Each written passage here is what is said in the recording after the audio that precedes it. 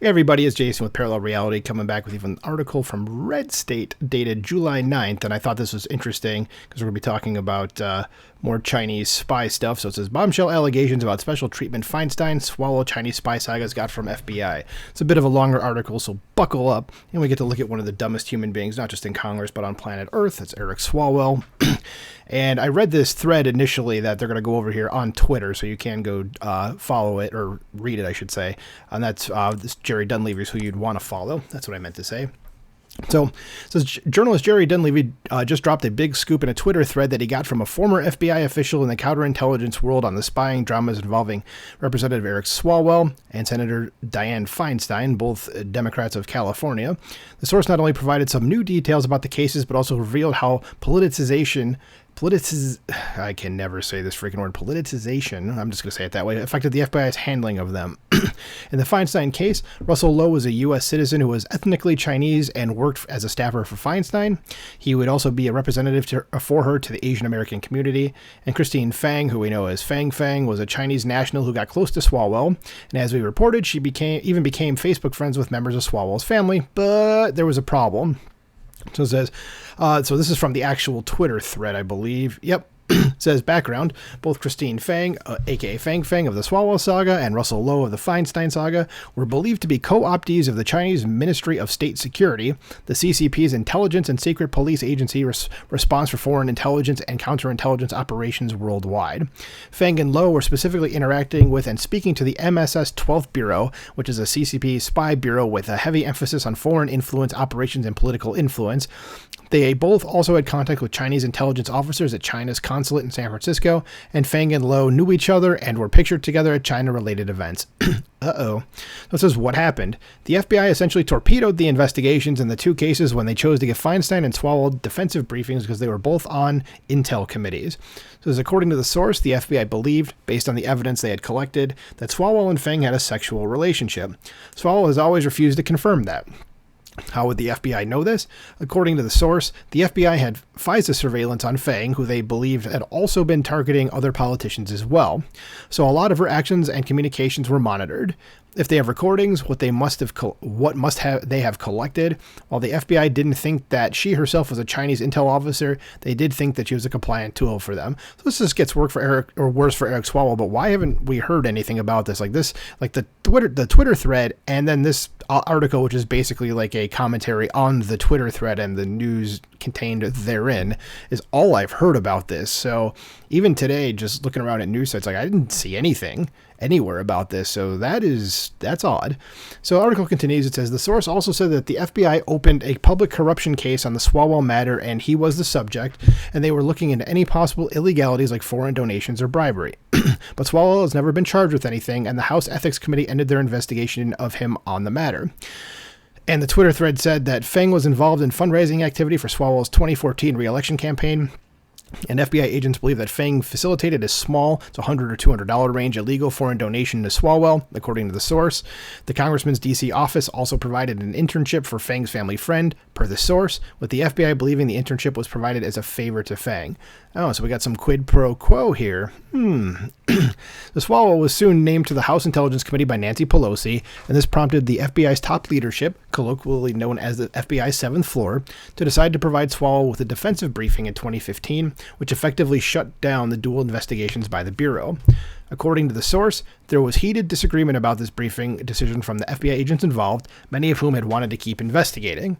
The public corruption side did not want to close its case and wanted to keep investigating, the source said, and many of the case agents on the counter-intel side did not want to close their case either and wanted to keep going too, but they were overruled by FBI higher-ups. Why were they overruled? So it says, when it came to Lowe, the FBI had been looking into him for some time and opened a case after he met with a Chinese intelligence officer in San Francisco. According to the FBI source, he also met with intel officers in China for years, as well as with other CCP officials in California when he worked for Feinstein.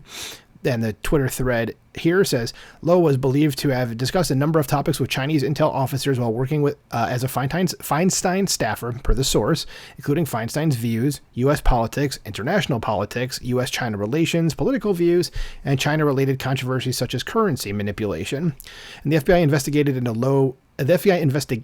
into Lowe moved slowly for a few years.